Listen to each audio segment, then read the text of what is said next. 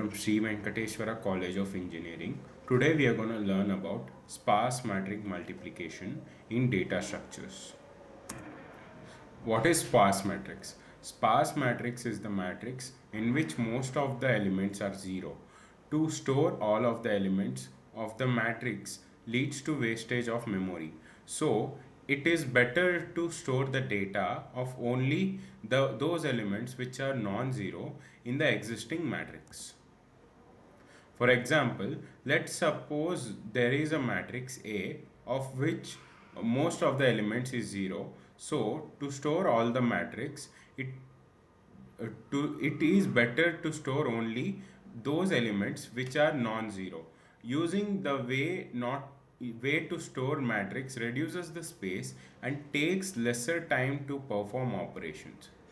One of the operations is the multiplication of two matrices, in which we multiply the two sparse matrices. To store the elements that are non-zero, we use the below two representation: array representation and linked list representation. Array representation: row index of non-zero elements, column index of non-zero elements, value at same row, column index in 2D matrix. Linked list kind: uh, row index of non-zero element in the matrix, column index of non-zero element in the matrix, value of non-zero element at position in the matrix, reference of next node. Let's know what is array kind and linked list kind. Array kind: an array representation where we need to access the element more often, since array store the elements based on the indices, thus is much helpful. The 2D array is converted to a 1D array with 3 columns representation. The array based representation of sparse matrix typically involves storing only the non-zero elements along with their position. There are different methods for achieving this, and two common approaches are the coordinate list and compressed sparse row format.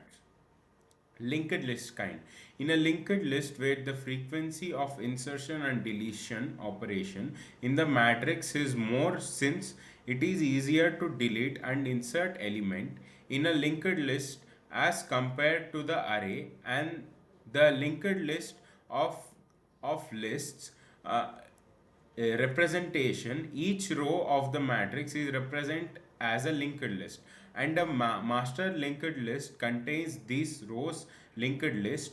Each node in the row linked list contains the column index and the corresponding value. Here is a stepwise guide. Step 1: first we have to take transpose of the second matrix. The transpose of the matrix is converting all of the rows into columns and columns to rows. So so here, as we store only non-zero elements, so we have to replace the rows with columns and columns with rows. Step 2: so in a resultant matrix of the multiplication of these two matrices, let X is a row of first matrix and Y is a row of transpose of second matrix, we get resultant.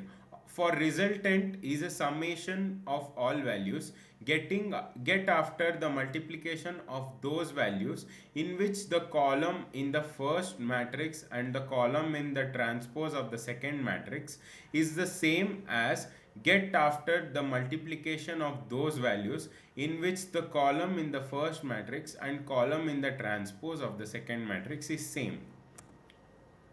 Step 3: let X is equal to 0 and Y is equal to 0 in the first matrix. Two values are there in which row is 0 and 1 in the second matrix. So if their column is also the same, then we multiply both the find another pair. So in that example, in the first matrix, 0 to value is 18, and in second matrix 0 2 is 5. So we multiply both and find another pair, but as we can see, there is no other pair in which column is the same, so resultant 0 0 is 144. Step 4. Follow step 3 for every 0 lesser than or equal to x lesser than row and lesser than and 0 lesser than or equal to y or lesser than column where resultant x y is the resultant matrix. Thank you.